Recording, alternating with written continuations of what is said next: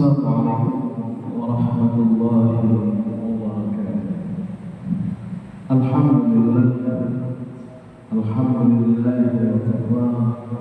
Wassalatu wassalamu ala rasulil mustafa amma ba'd. Raditu billahi rabban wa bil islami dinan wa bi Muhammadin nabiyyin wa rasul. Ma'asyiral muslimin, jamaah salat zuhur bersama keluarga Ahmadiyah pusat adalah Allah. Islam adalah sebagai pedoman hidup. Itulah judul kita, topik kita pada hari ini. Islam sebagai pedoman hidup yang di dalam bahasa disebut dengan minhajul hayat. Al-Islam minhajul hayat. Islam sebagai pedoman hidup.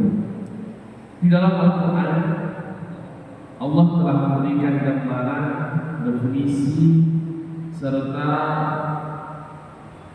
hal-hal, kaidah-kaidah yang membentuk Islam sebagai pedoman hidup. Ada 3 model pemahaman manusia sekarang. Yang pertama disebut dengan pemahaman sekuler.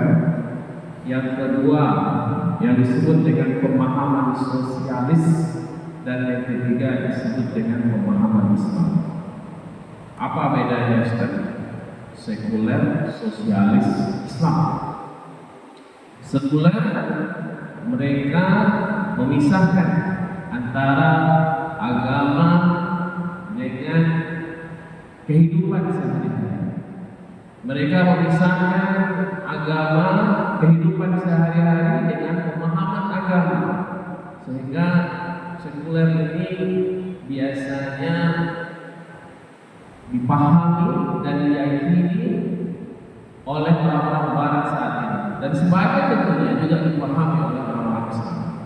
Mereka meyakini bahwa kehidupan dunia ini tidak ada pengaruhnya di dalam agama, bahwa dunia ini agama tidak boleh mempengaruhi kehidupan manusia. Agama hanya sebagai ritual ibadah, sedangkan kehidupan adalah sesuatu yang berbeda. Sebagai contoh umpamanya, mereka tidak lagi tahu halal haram, mana yang boleh, mana yang tidak boleh. Maka ma'asyiral muslimin, jamaah salat zuhur yang dirahmati Allah, sekarang kita lihat Amerika Serikat berada dalam kehancuran yang luar biasa. Hutang Amerika Serikat sekarang hampir 500 triliun. Bukan lagi triliun, tapi triliun. Triliun maknanya 1000 triliun. Hutang Amerika. Hutang Amerika itu 500 triliun. Subhanallah. Maka disebutkan sebenarnya Amerika sudah hampir mengalami kebangkrutan. Terakhir kita dengar Presiden Amerika Serikat Donald Trump mengklaim supportnya orang paling kaya di dunia, Elon Musk. Kenapa? Di dalam kehidupan mereka tidak melandaskan agama, hanya emosional, hanya kepentingan sesaat, sehingga hidupnya tidak punya tujuan yang jelas. Maka terakhir kita dengar di Los Angeles saat ini terjadi kerusuhan yang luar biasa. Trump sampai dia mengerahkan garda nasional. Ini adalah tentara anti terorisme. Orang-orang diusir dari Amerika. Orang-orang imigran Malaysia dan sebagainya diusir dari Amerika. Maka dia mengatakan sebenarnya Amerika sedang berada dalam jurang kehancuran. Hutang yang banyak, masalah yang banyak, rasis yang tinggi dan lain sebagainya. Antara kulit hitam dan kulit putih, semuanya masalah yang luar biasa di Amerika saat ini. Maka ma'asyiral muslimin, jamaah salat zuhur yang dirahmati Allah, kenapa ini sampai terjadi? Karena mereka tidak pernah berpedoman dengan ilahi, mereka tidak berpedoman dengan ketuhanan, mereka tidak mau mengikuti petunjuk dan wahyu yang telah Allah berikan kepada mereka. Mereka memisahkan. Maka kita perhatikan di Amerika yang kaya luar biasa kekayaannya. Bahkan orang kaya di Amerika punya harta yang hampir setengah daripada Amerika itu dia punya. Dia yang pegang kekuasaan harta, kekuasaan pangkat dan jabatan. Sedangkan orang yang homeless ini artinya adalah orang yang tidak punya rumah. Di Amerika tercatat 30% orang tidak punya rumah di Amerika. Maka dalam sebuah survei disebutkan bahwa orang yang paling bahagia ternyata adalah orang Indonesia. Orang Indonesia orang yang banyak bersyukur, banyak qanaah, sabar dan lain sebagainya. Dan orang yang paling tidak bahagia ternyata adalah orang-orang Barat, orang-orang Amerika, Eropa dan lain sebagainya. Kenapa? Karena mereka tidak jadikan agama sebagai landasan dan fondasi dalam hidup. Maka ma'asyiral muslimin rahimahumullah Allah, inilah pemahaman yang disebut dengan pemahaman sekuler. Mereka tidak mau mengaitkan agama dalam kehidupan mereka. Padahal Allah mengatakan bahwa sesungguhnya agama itulah yang akan membimbing dan menuntunmu. Agama itulah sebagai pedoman dalam hidupmu, yang disebut dengan minhajul hayat.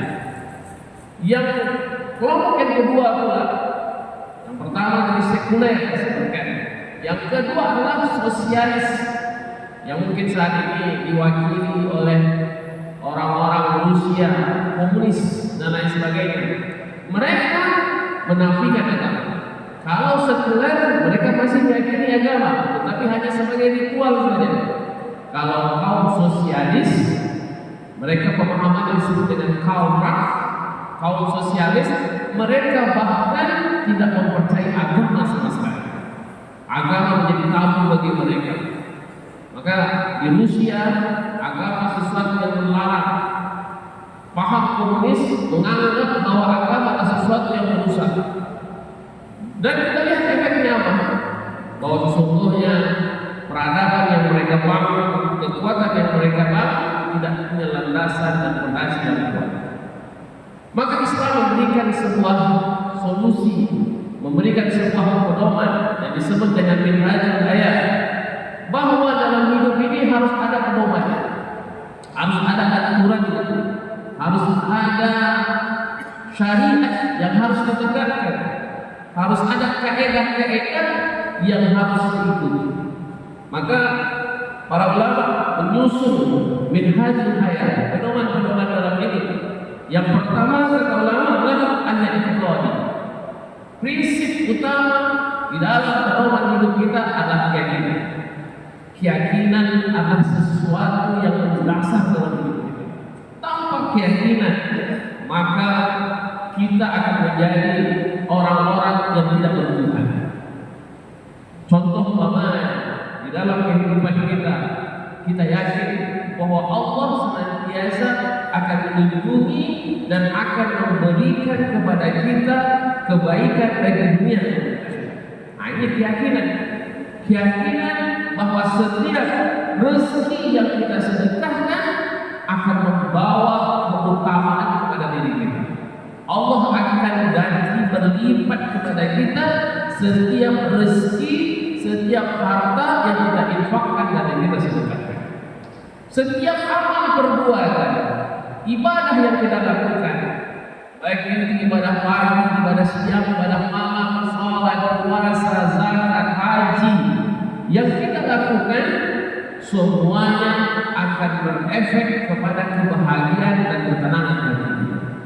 Maka ma'asyiral muslimin, jamaah salat zuhur rahmati Allah, ini disebut dengan keyakinan bahwa sesungguhnya inti daripada ajaran Islam adalah keyakinan. Bagaimana membentuk keyakinan yang kuat di dalam hati para umat Islam. Maka ketika kita lihat dalam sirah Nabawiyah, dalam sejarah para nabi dan rasul dan para sahabat, kenapa mereka bisa menjadi orang hebat? Karena keyakinan yang ada dalam diri mereka. Abdurrahman bin Auf, kita tahu orang yang sangat kaya raya di Mekah. Begitu diminta oleh Rasulullah untuk hijrah ke Madinah, beliau tinggalkan semua hartanya agar mendapatkan ridho dari Allah, pindah ke Madinah. Apakah ketika di Madinah awalnya dia mendapatkan kesulitan? Ya. Apakah susah di awalnya? Ya. Tetapi tidak selang beberapa lama ia menjadi orang yang paling kaya di Madinah. Apa sebab? Karena keyakinan. Dia yakin bahwa Allah akan senantiasa bersama dengannya dan akan senantiasa menolongnya. Yang ditakutkan oleh para sahabat bukanlah kehilangan harta, tetapi yang dia takutkan adalah kehilangan akidah dan iman. Yang ditakutkan oleh orang-orang saleh bukanlah kesempitan hidup dari sisi ekonomi, tetapi yang dia takutkan kalau seandainya hilangnya agama dari dirinya. Yang ditakutkan oleh orang-orang yang mulia adalah bukannya kehilangan pangkat, jabatan ataupun keluarga dan lain sebagainya, tetapi yang dia takut ketika dia tidak bisa beribadah kepada Allah Subhanahu wa taala. Inilah yang disebut dengan keyakinan. Al-i'tiqad. Ketika seseorang sudah punya keyakinan yang kuat, maka inilah sesungguhnya pedoman utama dalam hidup. Maka ma'asyiral muslimin, ya ma'asyiral rasul yang dirahmati Allah, kenapa sampai sekarang Palestina tidak bisa ditaklukkan oleh Israel? Kita tahu Israel di belakangnya ada Amerika yang sangat kuat. Bahkan terakhir informasinya Israel sudah menerbitkan hutang sekian ribu triliun ke Amerika. Mereka sebenarnya Israel ini kalau kita lihat secara ekonomi mereka hancur-hancuran dan habis-habisan. Mereka tidak sebenarnya kuat seperti yang kita lihat. Mereka sudah sangat traumatik dan mereka yakin bahwa apa yang mereka lakukan ini adalah salah. Kenapa sedemikian sumber daya yang mereka miliki tidak mampu menaklukkan Palestina? Karena orang-orang Palestina, orang-orang Gaza, orang-orang yang ada di Hamas itu mereka punya keyakinan. Dan ini yang tidak dimiliki orang Islam. Maka ma'asyiral muslimin dan rahmati Allah, Islam, akidah, keyakinan sebagai sumber pedoman hidup inilah yang ditanamkan oleh Rasulullah SAW. 13 tahun Rasulullah SAW di Makkah hanya membentuk akidah. 13 tahun Rasulullah berdakwah di Makkah hanya membentuk akidah. Rasulullah menguatkan dari sisi keyakinan yang dimiliki oleh umat Islam. Dan ternyata tidak sia-sia. Begitu Rasulullah hijrah ke Madinah, menaklukkan, kemudian kemenangan umat Islam dapat diraih. Apa sebab? Karena sudah punya keyakinan dalam dirinya, punya keyakinan dalam jiwanya, sehingga setelah mereka melakukan perjuangan itu, maka Allah berikanlah kemenangan. Maka dalam Al-Quran Allah sebutkan, am hasibtum, apakah kamu mengira an tadkhulul jannah, kamu dimasukkan begitu saja ke dalam surga, walamma ya'lamullahu alladziina jahadu minkum, sedangkan Allah belum melihat siapa orang-orang yang bersungguh-sungguh di antara kamu, siapa orang-orang yang betul berjuang di antara kamu, siapa orang yang punya keyakinan yang kuat di antara kamu, yang alamas sabirin, dan siapa mereka orang yang bersabar. Maka seseorang yang punya nilai perjuangan, nilai kesabaran, nilai keyakinan, maka mereka adalah orang-orang yang mendapatkan pertolongan, dan mereka adalah orang-orang yang mendapatkan kemuliaan dan kemenangan, dan mereka adalah orang-orang yang Allah masukkan ke dalam surga. Yang kedua, ma'asyiral muslimin, ya ma'asyiral rasul rahmati Allah, pedoman dalam hidup adalah akhlak, adab. Ya. Maka disebutkan innama bu'ithtu liutammima makarimal akhlak kata Rasulullah. Sesungguhnya aku ini diutus adalah untuk memperbaiki akhlak dan budi pekerti manusia. Maka konsep dasar pertama dalam hidup kita ini adalah akhlak, adab, tata krama, sopan santun, budi pekerti. Ini yang menjadi dasar. Maka para ulama menekankan bahwa sesungguhnya al-adabu fawqal ilm. adab itu adalah lebih utama daripada ilmu. Banyak orang yang berilmu tapi tidak berakhlak. Sebaliknya orang yang berakhlak pasti punya ilmu. Banyak orang yang berilmu, gelar tinggi, profesor dan lain sebagainya, tapi secara akhlak tidak punya. Tetapi banyak orang yang mungkin akhlaknya biasa-biasa saja, akhlaknya mulia, tetapi ilmunya luar biasa. Maka masalah muslimin, jamaah salat zuhur yang dirahmati Allah, akhlak adalah sumber daripada pedoman dalam hidup kita. Dan yang terakhir, daripada pedoman dalam hidup ini kita sebut dengan suluk, yaitu tingkah laku. Ya. Bahwa di antara yang membedakan umat Islam dengan selain Islam adalah suluk. Suluk itu adalah tingkah laku daripada perbuatan kehidupan sehari-hari. Mesti mencerminkan sebagai seorang yang beriman dan bertakwa. Mesti mencerminkan sebagai seorang yang berilmu dan guru. Mesti mencerminkan seseorang yang punya kekuatan dan penubuhan hati kepada Allah Subhanahu wa taala. Maka insyaallah dengan kita berpedoman kepada Al-Qur'an dan Sunnah dan kita berpedomani setiap daripada minhaj ayat pedoman dalam hidup kita, maka Allah akan berikan kemenangan kepada kita. Hayya 'alas shalah, marilah kita salat. Hayya 'alal falah, maka Allah menjanjikan orang yang senantiasa menegakkan salat, berpuasa, berzakat, berinfak, melaksanakan syariat Islam, mereka Allah akan janjikan sebuah kemenangan al-falah. Nasrun minallah wa fathun qarib wa basyiril mu'minin. Wassalamualaikum warahmatullahi wabarakatuh.